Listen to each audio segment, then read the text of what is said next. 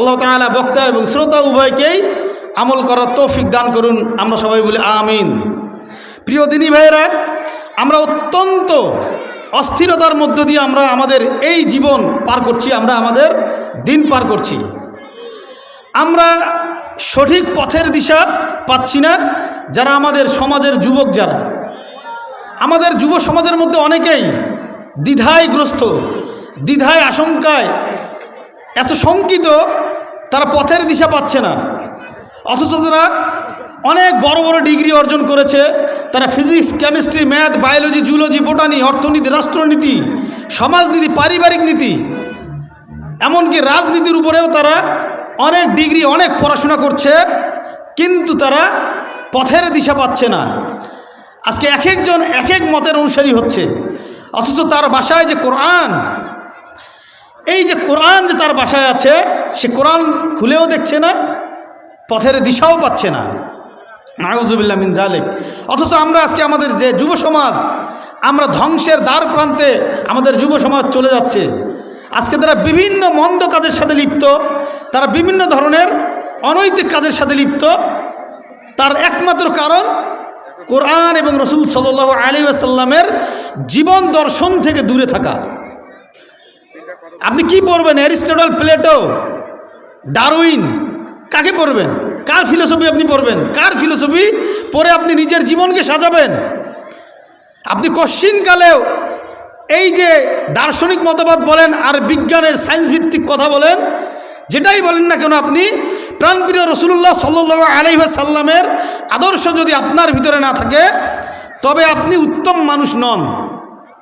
কেননা যেখানে আল্লাহ তাআলা ঘোষণা করে দিচ্ছেন, ইন্নাকা লাআলা খুলুকিন আযীম, সূরা আল কলমের 4 নম্বর আয়াতে আল্লাহ তাআলা ঘোষণা দিচ্ছেন, নিশ্চয়ই রসুলের চরিত্র সর্বোত্তম চরিত্র, সর্বোত্তম আদর্শ।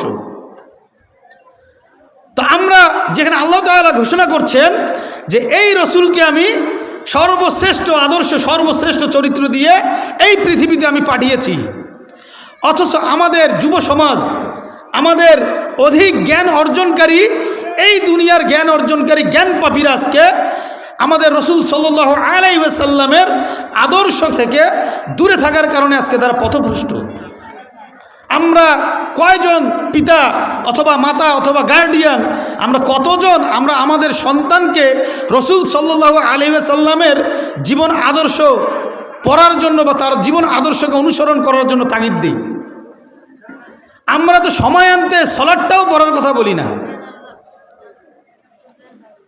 আল্লাহ তাআলা পবিত্র কোরআনুল কারীমে ঘোষণা করছেন, ওমা আরসালনাকা ইল্লা রাহমাতাল লিল আলামিন, আমি এই রাসূল সাল্লাল্লাহু আলাইহি ওয়াসাল্লামকে, আমার প্রিয় হাবিবকে এই পৃথিবীবাসীর জন্য রহমত স্বরূপ নাজিল করেছি, রহমত স্বরূপ সৃষ্টি করেছি, রহমত স্বরূপ পাঠিয়েছি।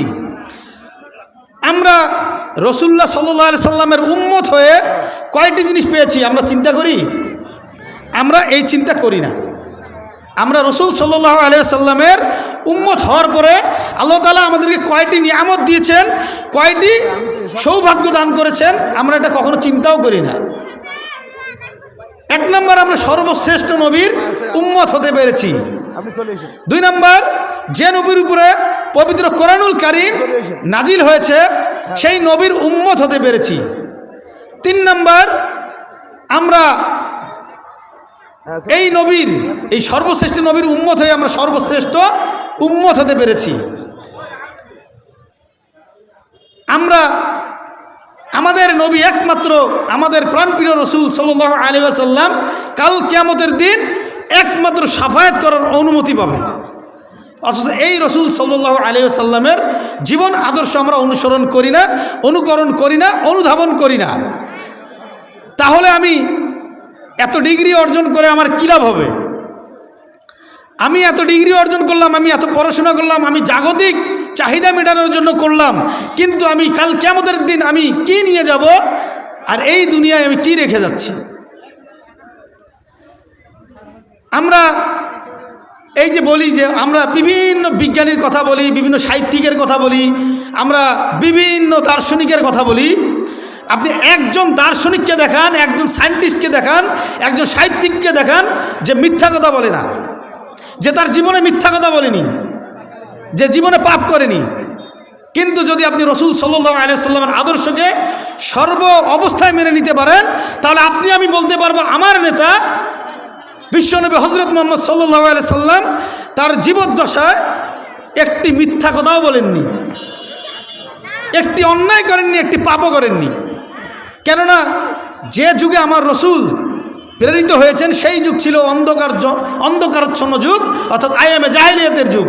এবং পৃথিবীর মধ্যে সবচেয়ে নিকৃষ্ট জাতি ছিল তখন আরব জাতিরা। সেই নিকৃষ্ট জাতিকে আলোর দিশা দেখিয়েছেন আমাদের প্রাণপ্রিয় রাসূলুল্লাহ সাল্লাল্লাহু আলাইহি সাল্লাম তার উত্তম চরিত্র দিয়ে।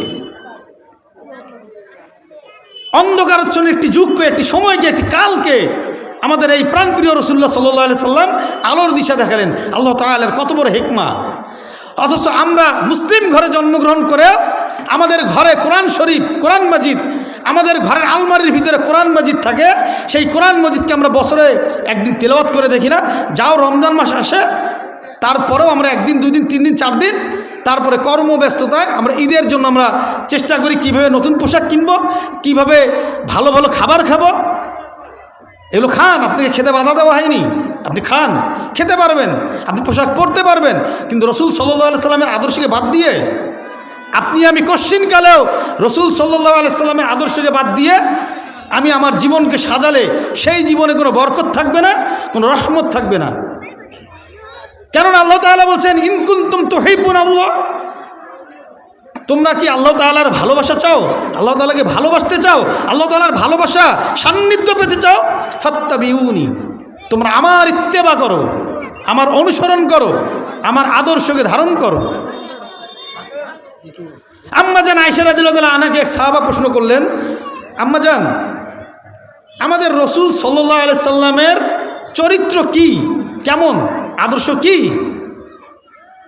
তখন আম্মাজান আয়েশা রাদিয়াল্লাহু তাআলা আনহা বললেন, কানা খুলুকিন কুরআন, এই কোরআন হলো তার আদর্শ, এই কোরআন তার চরিত্র, এই কোরআন তার জীবন দর্শন। আমরা রসুল সাল্লাল্লাহু আলাইহি সাল্লামের জীবন দর্শনকে অনুসরণ না করে আমরা ইহুদি খ্রিস্টানদের কালচার অনুসরণ করি। কিভাবে? আমরা ফুটবল খেলা আসলে মেসি, নেইমার, ক্রিকেট খেলা আসলে অমুক তমুক, আবার এগুলো যখন শেষ হয়ে যায় তখন বিভিন্ন নাটক সিনেমার কুখ্যাত রোল মডেলকে আমরা মডেল হিসেবে ধরি। অথচ আমার ঘরে কোরআন শরীফ আছে, কোরআন মাজিদ আছে, আমার ঘরে যে কোরআন মাজিদ আছে, এই আমার ঘরের এই কোরআন মাজিদকে যদি আমি ঠিকভাবে তেলাওয়াত করি, আমি যদি ঠিকভাবে পাঠ করি, অর্থ বুঝে বুঝে আমার জীবনকে সাজাতে পারবো। কেননা এটাই রসুল সাল্লাল্লাহু আলাইহি ওয়াসাল্লামের আদর্শ এবং চরিত্র, একমাত্র জীবন ব্যবস্থা। আমরা এই জীবন ব্যবস্থাকে ধারণ না করে আমরা ইহুদি খ্রিস্টানদের কালচার অনুসরণ করছি।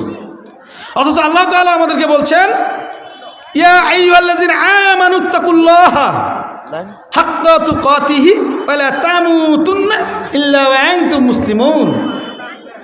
হে ঈমানদারগণ, অর্থাৎ আমরা যারা ঈমান এনেছি, আমরা যারা মুসলমানের ঘরে জন্মগ্রহণ করেছি, আমরা যারা মুসলিম হয়ে জন্মগ্রহণ করেছি, আমরা যারা নিজেকে মুসলিম বলে দাবি করি, তাদেরকে আল্লাহ তাআলা বলছেন, ইয়া আইয়ুহাল্লাযীনা আমানুত্তাকুল্লাহা হাক্কা তুকাতিহি ওয়া লা তামুতুন্না ইল্লা ওয়া আনতুম মুসলিমুন। হে ঈমানদারগণ, হে পৃথিবীর নারী পুরুষ ঈমানদারগণ, মুসলমানগণ, তোমরা আল্লাহ তাআলাকে ভয় করো, তোমরা আমাকে ভয় করো। আল্লাহ বলছেন যেভাবে ভয় করা দরকার। সবচেয়ে ভয় আল্লাহকে আমরা কখন করব জানেন?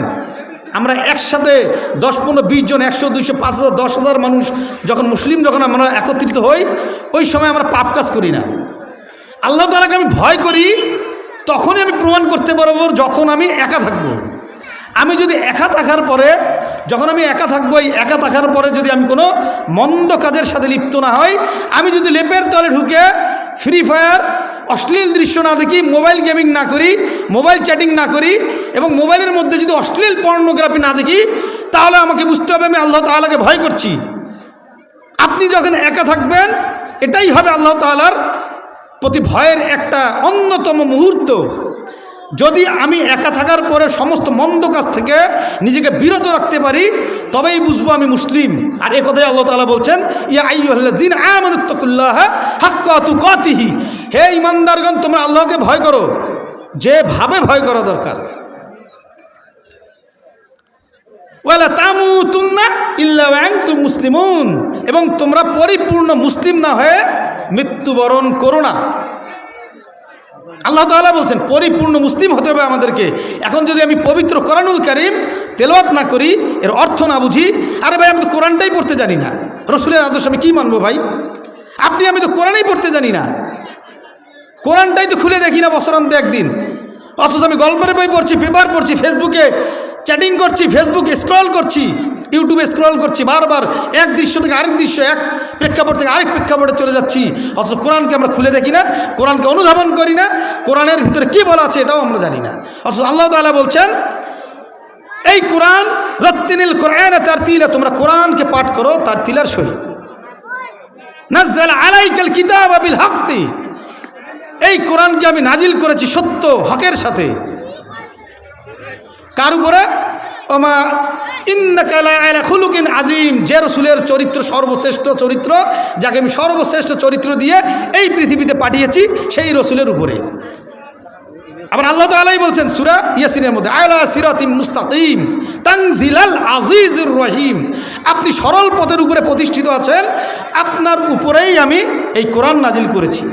সুবহানাল্লাহ, সুবহানাল্লাহ, কত সুন্দর আল্লাহ তাআলার, দেখেন আল্লাহ তাআলা আমাদেরকে কত সুন্দর একটি কিতাব দিয়েছেন। এই কিতাবটা আমরা পড়ি না, অথচ আমরা গল্পের বই পড়ি।